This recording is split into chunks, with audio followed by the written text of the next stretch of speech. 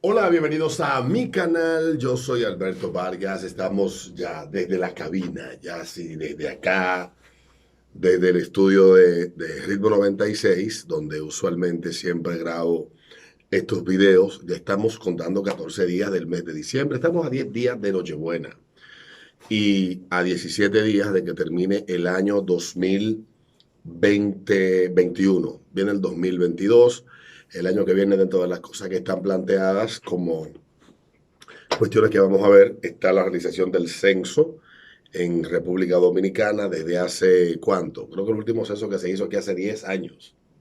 Se supone que son cada 10 años que hacen los censos. Si no me equivoco, previo a ese, creo que el último que yo recuerde fue el del 2002, que hubo un grupo de empadronadores que quemaron parte de la información porque no le pagaron la dieta. Eso pasó en Santo Domingo Este. Bueno, pues nada, hablando de, de las cosas importantes que han pasado durante esta última semana, está el hecho de que el presidente de la República anunció el viernes pasado, con tantas vainas, yo ni siquiera tuve tiempo de hablar de eso, anunció el jueves pasado en una locución al país el fin del peaje sombra que pesaba sobre la autopista del Nordeste. Esta carretera se comenzó a proyectar a finales de los 90, se hizo un concurso que le dio la concesión a una empresa, a un consorcio que estaba compuesto en parte por una empresa colombiana, que luego es quien se queda operando hasta el año 2038 esta, esta concesión. En la construcción de esa carretera costó, digamos, unos 125 millones de dólares de la época. Vamos a hablar en esa época cuando se construyó y se concluyó, que fue más o menos en el año 2007-2008, luego de haberse iniciado a mediados del gobierno de Hipólito Mejía, la mitad del gobierno. Fue una carretera que dio muchas dificultades construir porque tuvo que atravesar parte del Parque Nacional Los Haitises por la gran cantidad de lluvias que hay en la zona. Eso dificultó mucho la construcción. Y bueno, es una carretera que algunos críticos dicen que el trazado pudo haber sido otro, que también señalan que es una carretera que por el costo que ha tenido para los dominicanos se pudieron haber construido 10 carreteras de esa, o sea, porque no ha costado en los casi 13 años que tiene que se inauguró esa carretera. Si no me equivoco, se inauguró para el año 2008, gobernaba Leonel Fernández, y desde que inició, pues inició con tragedia, porque ahí perdió la vida eh, un funcionario del gobierno de Leonel que se llamaba Kilvio. Ahora se me escapa el apellido. Él y su esposa y su chofer iban, venían, yo creo que residían en esa zona de Nagua, por ahí, o su familia era de esa zona, y se accidentaron. Si no me equivoco, iban para la inauguración y tomaron la carretera y en un tramo pues sufrieron un lamentable accidente y bueno, luego de eso la cantidad de fallecidos que se han producido en esa carretera por primero las imprudencias de los conductores, que eso es elemental, el no conocer la carretera, manejan a velocidades que son exorbitantes. Yo una vez escuché a alguien llamar a un programa de radio decir que ahí lo detuvo la AMET porque él iba a 180, una carretera que está diseñada para manejar máximo 80 kilómetros por hora, quejándose, o sea, el dominicano siendo dominicano. Bueno, pues esta carretera ha salido bastante cara, le ha costado demasiado a los dominicanos porque en una de las cláusulas del contrato de concesión de operación de la misma establecía que debía de haber una cantidad mínima o una cantidad determinada de tránsito que le permitiera, partiendo del costo por peaje y por tramo, a la empresa que operaba obtener las ganancias para el pago de el préstamo que se realizó para la construcción de la misma. Entonces, en caso de que eso no se diera, el gobierno tenía que pagar la diferencia. Y, carajo, había años que se pagaban 6.000, 7.000 millones de pesos y yo sacando cálculos como desde el año 2011 yo empecé a señalar, primero, cuando se empezó a publicar lo de que se le pagaba a esta empresa todo ese dinero, yo decía, pero carajo, ¿y cuánto es que nos va a costar esa carretera si tenemos que pagar 4, 5, 6, 7.000 millones cada año? En 10 años tú pagas 60.000 millones. ¿Cuánto maldito millones es que va a costar la maldita carretera? Entonces, el presidente de la República decidió ponerle atención a esto y designó a un grupo de profesionales para que negociaran la salida de esa empresa después de un pago que igual no va a costar un cojón, pero nos costará menos que lo que continuar con la concesión. Esa concesión se dio, ese concurso se dio en el año 98, gobernaba Leonel, se confirmó y se aprobó en el gobierno de Hipólito Mejía y se inició en ese gobierno de Hipólito Mejía la construcción de esa carretera y ya siendo presidente Leonel Fernández se inauguró y se le hicieron algunos cambios, algunas cláusulas del contrato, que ahí hay una disputa que se dice que esas cláusulas fueron hechas sin la aprobación del Congreso. Pero lo importante es que el jueves pasado el presidente de la República por fin anunció el fin de este peaje. ¿Qué es lo malo de todo esto? Bueno, que es que no, los responsables de que el gobierno dominicano, de que el Estado dominicano tuviera que pagar cantidades exorbitantes de dinero por un contrato que lo ataba, o sea, que lo obligaba a pagar esas cantidades de dinero a esta empresa en esos términos, si no, yo me alío contigo, busco la parte del dinero que se va a invertir, pero mi operación está sujeta a que en caso de que yo no logre la cantidad de tráfico que necesito para, para yo poder recuperar mi inversión, pues entonces tú me pagas la diferencia o me pagas una reparación o whatever. Y, coño, cualquiera que negocie eh, en cualquier tipo de situación, no importa, un contrato tiene, se establece en base a escenarios. Y lo que se estableció es que se sobreestimó la cantidad de personas que iban a transitar anualmente por esa carretera. Primero, porque hay muchas razones. Hay una parte importante de gente que se transporta, que se mueve hacia el nordeste por otras rutas, por otros lugares que no necesariamente tiene que utilizar esa carretera.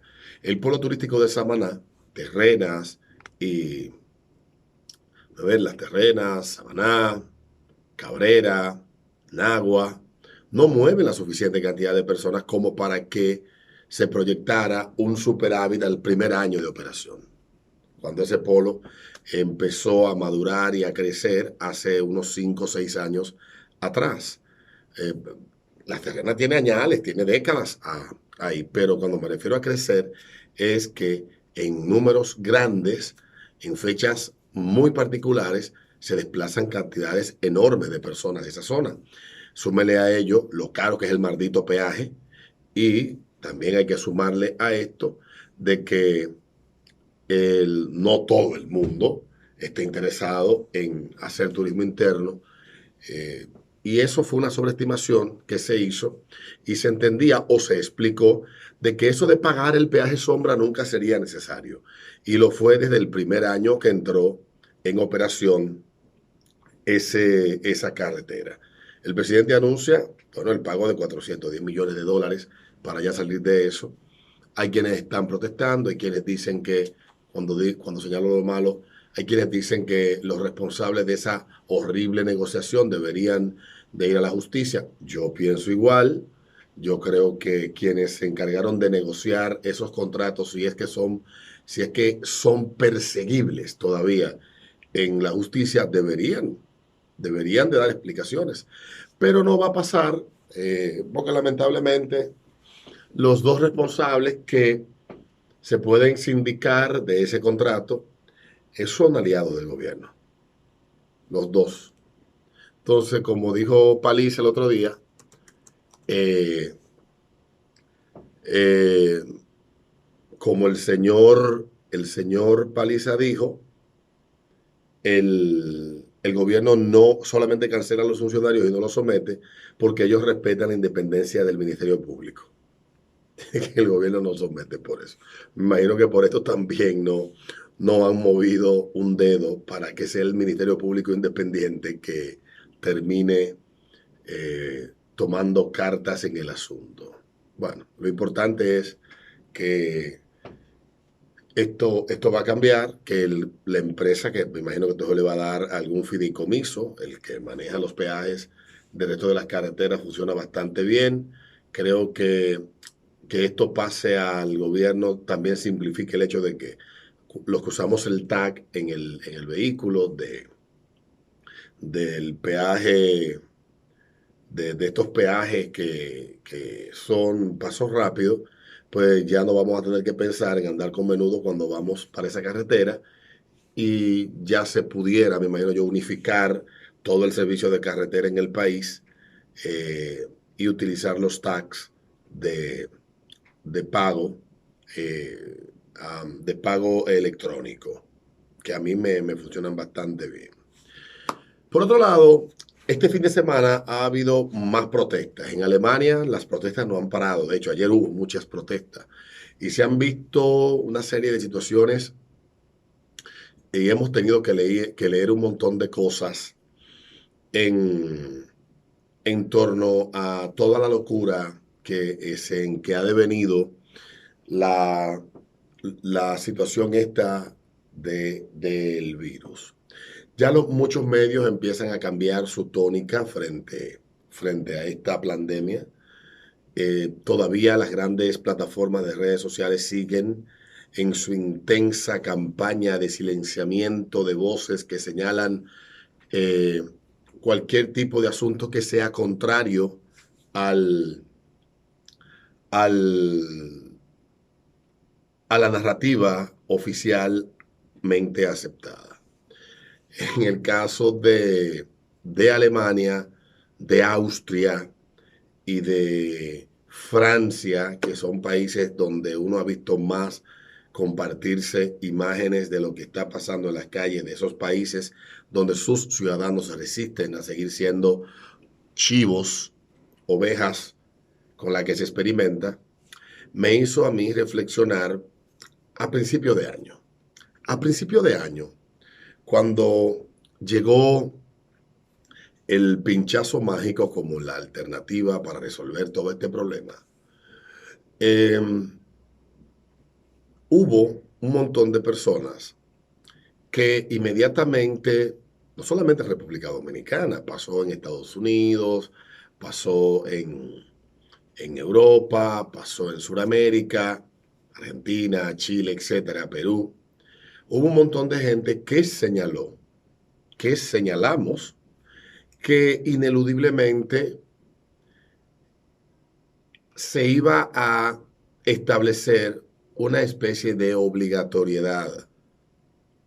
Y más, peor aún, como es el caso de Austria. En Austria es obligado vas preso un año para ponerte el suero salvador. Entonces, eh, cuando eso se planteó y se habló también de las tarjetas, de todo este asunto y todas estas cosas, que digamos algo así como un social score, como es en China, pero vinculado al suero mágico, eh, cuando, cuando esto se planteó, en aquel momento, hablo de enero del año 2021, hace exactamente 11 meses, pues obviamente las focas que se han pasado los últimos 2 años infundiendo pánico y aplaudiendo cada medida autoritaria que sale, que emana de la autoridad que gobierna, no importa cuál que sea el país, puede ser República Dominicana, es un patrón igual en todas partes, pues automáticamente se encargaron de desacreditar a todos aquellos, o de buscar desacreditar a todos aquellos que inicialmente señalábamos que esto iba a pasar. Y que si bien es cierto que yo no me oponía ni me opongo al suero mágico, Yo para nada. Sí, de hecho lo tengo puesto. Eh, lo que sí es que, como un defensor de la libertad a ultranzas que soy, y entendiendo que no se nos garantizaba, ni se nos garantiza, ni se nos ha garantizado, y la experiencia ha demostrado que no había ninguna garantía de que esto realmente no servía de la manera que inicialmente se dijo, eh, cuando, cuando esto se dijo inicialmente, pues buscar generar descrédito en la opinión crítica de que no se podía buscar imponer una obligatoriedad, de que lo mejor era establecer un esquema de información y educación que permitiera a aquellos que eran más vulnerables tomar la mejor decisión con respecto a su propia salud, que empezar a crear falsas teorías que vinieron de los puyófilos. Ellos se inventaron un montón de cosas y hemos leído y escuchado de todo de parte de los puyófilos que lleva a uno a pensar que dónde quedó la mente crítica, dónde quedó el pensamiento crítico. Pensar críticamente es vital y más en situaciones de crisis como la que estamos viviendo, donde tú ciertamente pues aceptas un planteamiento que se te hace, pero al mismo tiempo cuestionas, donde se supone que la ciencia debe de ser eso, debe de ser la aceptación de que tú puedas cuestionar lo que se te propone. Bueno, pues hemos visto en lo que se ha convertido todo este circo durante los últimos meses, lo que hemos estado viendo, y pareciera que en el 2022 esta situación se va a recrudecer. Tiene que hacerlo porque hay dos sectores en pugna. Hay un grupo que está luchando por su libertad, no por la de él, sino por la de los demás también, pero sobre todo la propia. A mí no me importa la libertad, a mí me importa mi maldita libertad. Y por eso eh, hay ese grupo, que aunque no era una mayoría en principio, ha ido creciendo porque en base a argumentos y a razonamientos ha logrado convencer a los dudosos, a los que tienen dudas, a los que no están lo suficientemente informados. Y están los, los religiosos de la secta de la aguja, que están de este lado, que no razonan y que para ellos todo es el mantra repetido que les ha hecho memorizar la autoridad de turno en sus respectivos países.